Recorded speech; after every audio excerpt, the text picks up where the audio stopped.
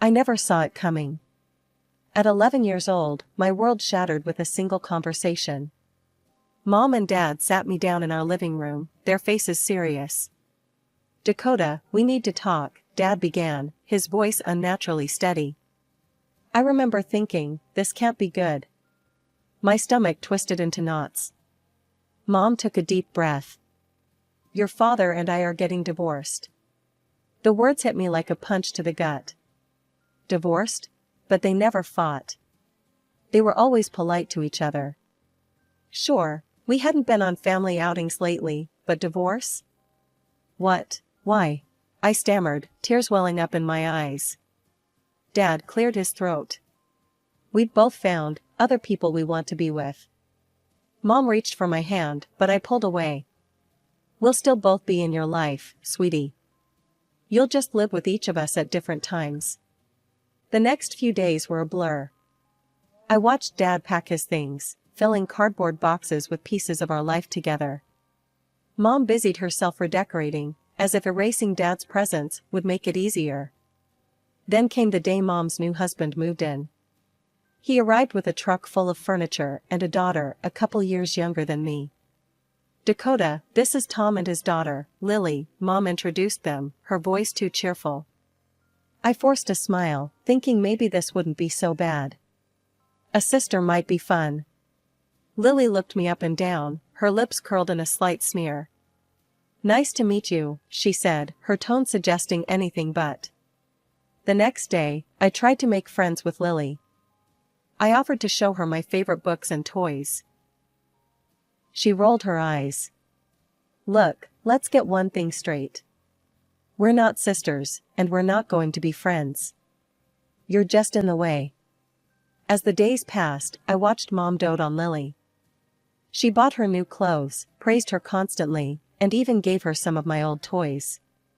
One evening, I overheard Mom and Tom discussing schools.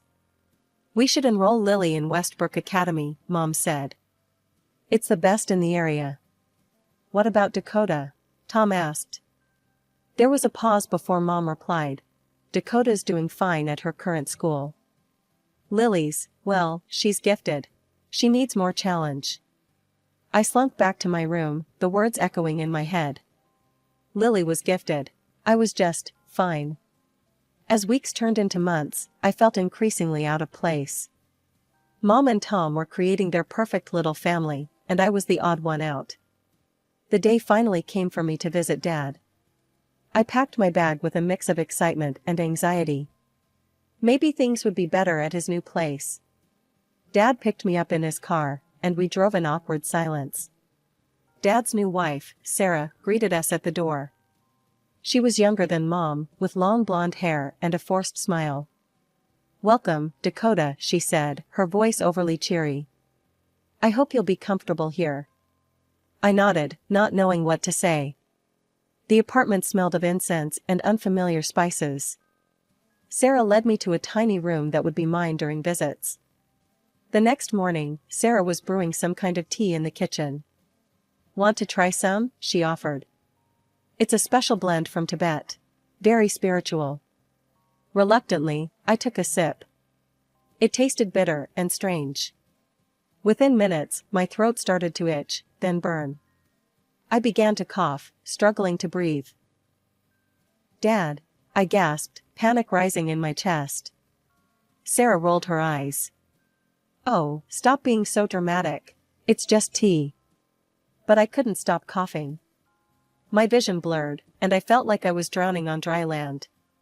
"Sarah, call an ambulance," I heard Dad shout, his voice distant and muffled. "She's faking it," Sarah insisted. "Dakota, this attention-seeking behavior needs to stop." I couldn't respond. The world was fading to black around me. The next thing I remember is waking up in a hospital bed, an oxygen mask on my face. Dad was there, looking pale and worried. "You had a severe allergic reaction," he explained. "The doctors said, they said if we'd waited any longer." He didn't finish the sentence, but he didn't need to. I'd almost died, because Sarah didn't believe me. When I was released from the hospital, we returned to Dad's apartment. Sarah was waiting, her arms crossed. I think it's best if Dakota doesn't stay here anymore, she said coldly. She's too problematic. I looked at Dad, sure he would defend me. But he just stood there, silent and defeated. The drive back was silent. I waited for Dad to apologize, to promise he'd make things right. But he said nothing. I walked into the house, not bothering to say goodbye to Dad. Mom barely looked up from her magazine. "You're back early," she said, sounding almost annoyed. I went to my room without a word, closing the door behind me. I was alone, truly alone, and I had no idea how to fix it. The next few weeks were a blur of loneliness and confusion. At home, Lily continued to torment me, breaking my things and blaming me for it. One day, she accidentally knocked over a vase, sending water and flowers cascading across the floor. "Mom," she yelled. "Dakota broke your favorite vase." Before I could defend myself, Tom stormed in. "That's it, young lady," he growled at me. "Go to your room. No allowance this month to pay for the damage." I looked at Mom, silently pleading for her to believe me. But she just shook her head, disappointment clear on her face. As I sat in my room, tears streaming down my face, I realized I needed to find a way out. That's when I remembered Grandma, Dad's mom. She lived alone, taught at the local college, and had always been kind to me. Maybe she could help. Grandma's house was like stepping into another world. The moment I walked through her door, I felt a weight lift off my shoulders. Her house smelled of old books and freshly baked cookies. It was cozy, filled with overstuffed chairs and shelves upon shelves of books. "How about we have some tea and you tell me what's been going on?" Grandma suggested, leading me to the kitchen. For the first time in months, I felt safe enough to let it all out. I told her everything, the divorce, Mom's new family, Dad's abandonment, the incident at his apartment. Grandma listened patiently, her kind eyes never leaving my face. When I finished, she reached out and squeezed my hand. "Oh, Dakota. I'm so sorry you've been going through all this alone. You can come here whenever you need to. My door is always open to you." From that day on, Grandma's house became my refuge. I started spending more and more time there. We'd cook together, work in her garden, and best of all, read books from her vast collection. One evening, as we sat in her study, Grandma asked, "How are your grades, Dakota?" I shrugged. "Okay, I guess. Mom's more focused on Lily's schoolwork these days." Grandma's eyes narrowed. "Well, that won't do. How about I help you with your studies?" And so began our after-school tutoring sessions. Grandma, it turned out, was an amazing teacher. She made even the dullest subjects come alive with stories and real-world examples. As the weeks passed, I found myself staying over at Grandma's more often. At first, it was just weekends. Then it became a few nights a week. Before I knew it, I was practically living there full-time. The strange thing was, neither Mom nor Dad seemed to notice. When I did go home, Mom would ask absently, "Oh, were you at your father's?" And on the rare occasions I saw Dad, he'd assume I'd been with Mom. It was during one of these visits to Grandma's that things came to a head. I came home from school to find Grandma looking worried. "Dakota," she said, her voice serious. "There were some people from the guardianship service at your school today." My heart raced. "What? Why?" Grandma sighed. "Your teacher, Mrs. Johnson, went to your mother's house to discuss moving you to a class for gifted children. When she asked where you were, your mother said you were living with your father. Mrs. Johnson then called your father, who said you were living with your mother. She realized neither of them knew where you actually were." I sank into a chair, my legs suddenly weak. "What's going to happen now?" "The guardianship service has allowed you to stay with me for now," Grandma explained. "But they're going to file a lawsuit to determine your official place of residence." That night, as I lay in bed at Grandma's house, I could hear her on the phone, her voice low and intense. She was fighting for me, I realized. For the first time in a long while, someone was putting me first. The courtroom was intimidating, all polished wood and stern faces. I saw Mom and Dad sitting on opposite sides, neither meeting my eyes. As I took my seat, I couldn't help but remember my friend Jessie, whose parents had divorced last year. They had fought tooth and nail over who would get custody, both desperate to have Jessie live with them. The judge, a stern-looking woman with glasses perched on her nose, called the hearing to order. "We're here today to determine the living arrangements for Dakota Miller," she announced. What happened next was like something out of a nightmare. Instead of fighting over me, my parents started fighting to get rid of me. "She should live with her mother," Dad shouted, his face red. "I've got a new family now. We don't have room for her." Mom jumped to her feet, her voice shrill. "Oh no, you don't. I have a life too, you know. I can't be expected to take care of her full time." I sat there, stunned, as my parents argued about who didn't want me more. Tears burned in my eyes, but I refused to let them fall. I wouldn't give them the satisfaction of seeing how much they were hurting me. The judge's gavel came down hard. "Order," she shouted, silencing my bickering parents. She turned to me, her eyes softening slightly. "Dakota, I'm very sorry you're going through this." I nodded, not trusting myself to speak. That's when I heard a chair scrape behind me, and Grandma's voice rang out clear and strong. "Your Honor," she said, standing tall, despite her age. "If I may speak?" The judge nodded, and Grandma continued. "It's clear that neither of Dakota's parents are willing or able to provide her with the home she deserves. I am her grandmother, and I am more than willing to take full custody of her." She approached the bench, handing over a stack of documents. "These papers show that I am financially stable. I'm a professor at Westfield College, with a good salary and substantial savings. More importantly, I love Dakota and want to give her the stable, loving home she needs." The judge looked over the papers, nodding slowly. Then she turned to me. "Dakota, you're 14 now. Old enough to have a say in this decision. Who would you like to live with?" I stood up, my legs shaking slightly. I looked at Mom and Dad, seeing the relief in their eyes at the prospect of being rid of me. Then I turned to Grandma, who smiled encouragingly. "I want to live with my grandmother," I said, my voice stronger than I felt. The judge nodded. "Very well. Given the unusual circumstances of this case, and the clear wishes of the child, I'm granting full custody to Mrs. Eleanor Miller, with visitation rights for the parents if they so choose." Living with Grandma was like stepping into a warm bath after being out in the cold. We fell into a comfortable routine, gardening in the mornings, studying in the afternoons, and baking cookies in the evenings. Under her care, I flourished. My grades improved, I made new friends at school, and slowly, the pain of my parents' rejection began to fade.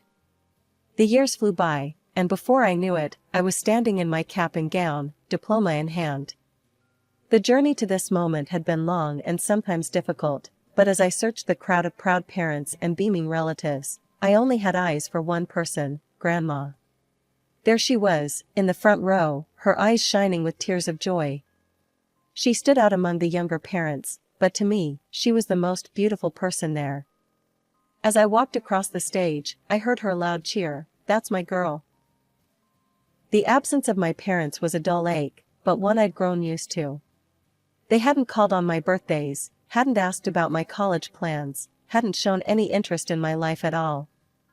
But looking at Grandma's proud face, I realized I didn't need them. I had all the family I needed right here. Thanks to Grandma's unwavering support and my own hard work, I'd not only graduated with honors but also secured a full scholarship to Westfield College, one of the best in the state. I was going to study investment management, a field that fascinated me with its blend of mathematics, psychology, and strategy. The next 3 years were a whirlwind of classes, study sessions, and new experiences. I threw myself into college life, joining clubs, making friends, and excelling in my studies. Grandma was always there, a phone call away, ready with words of encouragement or a care package full of her famous cookies. I was in the middle of my junior year when I got the call that changed everything. Grandma had passed away in her sleep. The world seemed to stop spinning for a moment as the news sank in. The following days were a blur of grief and responsibilities. I took charge of organizing the funeral, determined to give Grandma the send-off she deserved. As I made arrangements and wrote the eulogy, I was struck by how many lives she had touched. The day of the funeral arrived, and the church was packed. The mayor was there, along with several city council members, all former students of Grandma's. Famous authors and respected academics filled the pews, each with a story about how Grandma had inspired or helped them. As I stood to deliver the eulogy, my eyes scanned the crowd one last time. Despite a small, foolish hope, I knew I wouldn't see them. My parents hadn't come. They couldn't even be bothered to show up for the woman who had raised their daughter when they wouldn't. Eleanor Miller was more than just my grandmother, I began, my voice steady despite the lump in my throat. She was my guardian, my teacher, my biggest supporter, and my best friend. After the service, as I accepted condolences from the long line of mourners, I thought about calling my parents, about screaming at them for their absence, for their years of neglect. But as I looked around at all the people whose lives Grandma had touched, I realized something. My parents' absence said more about them than it ever could about me or Grandma. 2 weeks after Grandma's funeral, I was called to the notary office. As I walked in, my heart skipped a beat. There, sitting on opposite sides of the room, were my parents. They nodded curtly at me, not even bothering to ask how I'd been. The air was thick with tension and unspoken words. The notary, a balding man with kind eyes, cleared his throat. "Shall we begin?" he asked, looking around the room. As he started reading Grandma's will, I felt a sense of unreality wash over me. To my beloved granddaughter, Dakota Miller, I leave my entire estate, including my house and all my savings, amounting to $1 million. The room fell silent for a moment, then erupted into chaos. "What?" my father shouted, his face turning red. "That's impossible. I'm her only son. She can't just leave everything to Dakota." My mother chimed in, her voice shrill. "Surely there's some mistake. Eleanor could have at least left something for us. We're family too." I sat there, stunned. $1 million and the house? It was more than I could have ever imagined. The notary raised his hand, silencing my parents. "There's more," he said. Mrs. Miller left a letter to be read at this time. He pulled out an envelope and began to read. "My dearest Dakota. If this letter is being read, it means I'm no longer with you. But please know that my love for you extends beyond this life. You are the daughter of my heart, the only one who truly cared for me in my final years. To my son and his ex-wife, I am deeply disappointed in the way you abandoned Dakota. A child is a blessing, not a burden to be cast aside when inconvenient. Your actions have shown me that you do not deserve to benefit from my life's work. I know this decision may upset you, but it is final and legally binding. Dakota, use this inheritance wisely. Build the life you deserve, the life I always knew you could have. All my love, Grandma." The room fell silent again, but only for a moment. Then my parents turned to me, their eyes suddenly friendly, their voices honey-sweet. "Dakota, sweetie," my mother cooed. "Surely you'll share some of this with us? We're family, after all." My father nodded eagerly. Yes. Let's discuss this reasonably. We can come to some sort of arrangement." But I was already walking towards the door. "Thank you for your time," I said to the notary. "I'll be in touch about the necessary paperwork." As I walked out, I could hear my parents' angry shouts behind me. But for the first time in years, their words couldn't touch me. Grandma had given me more than just money and a house. She'd given me the strength to stand on my own, to face the world without flinching. A few days after the will reading, my phone rang. I wasn't surprised to see my mother's number on the screen. With some hesitation, I answered. "Dakota, sweetie," my mother's voice was syrupy sweet. "It's been so long. We miss you terribly. Won't you come for dinner?" I almost laughed at the absurdity of it. Years of silence, and now suddenly they missed me? But curiosity got the better of me. I agreed to come. The next evening, I found myself standing on the porch of my childhood home, a place that now felt alien to me. My mother opened the door, her face arranged in a mask of maternal joy. I noticed the tears in her eyes, carefully crafted for maximum effect.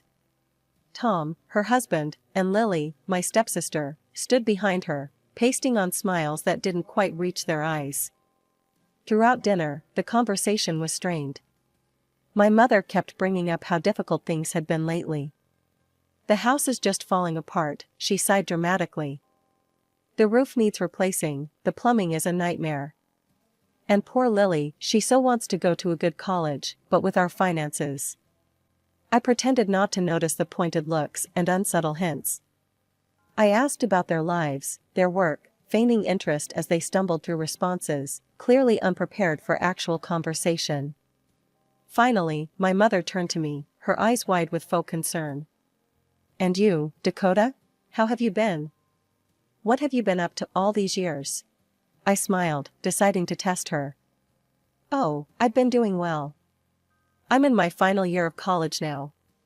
By the way, do you know where I'm studying or what I'm studying for?" The color drained from her face.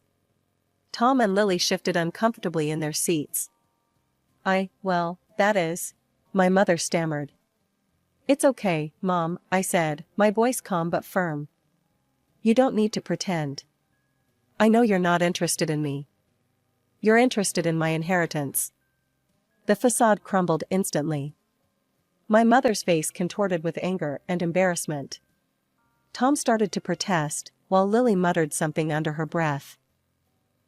"Now, Dakota," my mother began, her voice hard. "That's not fair. We're family. We're just trying to reconnect." "No," I cut her off, standing up. "We're not family. Family doesn't abandon each other. Family doesn't ignore each other for years and then only reach out when there's money involved." I walked towards the door, their protests falling on deaf ears. As I walked out into the cool evening air, I heard their shouts behind me. But I didn't look back. With each step, I felt lighter, freer. A few days after the disastrous dinner with my mother, I found myself standing at my father's doorstep. The house was smaller than I remembered, the paint peeling in places. My father answered the door, his face a mixture of surprise and forced warmth. "Dakota," he said, ushering me in. "It's good to see you." Inside, I met my stepmother, Sarah. Her smile was brittle as she greeted me. "Welcome, Dakota. It's been so long." A young boy peeked out from behind Sarah's back, his eyes wide with curiosity. My half-brother, I realized with a start. He was about 8 years old, a living reminder of how much time had passed. "This is Michael," my father said, ruffling the boy's hair. "Say hello to your sister, Michael." Michael just stared, clearly confused by my sudden appearance in his life. As we sat in the living room, the conversation was strained. My father cleared his throat. "Dakota, we've been thinking. Michael here is very bright. We'd like to send him to Westbrook Academy. It's a prestigious school, but the tuition..." I could see where this was going. "And you thought I might be willing to pay for it?" I finished for him. My father had the decency to look embarrassed. "Well, you see, with your inheritance..." "Dad," I interrupted, my patience wearing thin. "Why are you only remembering me now? Why didn't you call on my birthdays? Or when I graduated high school? Or started college?" Before my father could answer, Sarah jumped in, her voice sharp. "Now listen here, young lady. We're family. You're obligated to help us. If you don't, we'll take you to court and demand our share." I couldn't help it, I laughed. "Actually," I said, once I'd composed myself, "according to the law, we're not family. You both abandoned me. Grandma was my legal guardian. You have no claim to anything." The color drained from their faces, replaced quickly by anger. My father started to sputter, but I was already heading for the door. As I left, I caught Michael's eye one last time. He looked confused and a little sad. I felt a pang of sympathy for him. None of this was his fault. Over the next few days, my phone was constantly buzzing with calls and messages from both my parents. They begged, they threatened, they tried to guilt me. My mother sent a particularly dramatic message about impending homelessness due to debts. I didn't respond to any of it. Instead, I focused on my upcoming college graduation and my future plans. As I looked at my bank statement, seeing the inheritance from Grandma, I felt a sense of responsibility. This was a chance to make a real difference, to build the life Grandma had always wanted for me.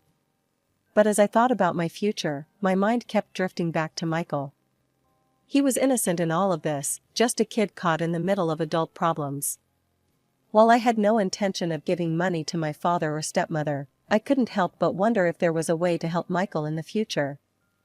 It was something to consider.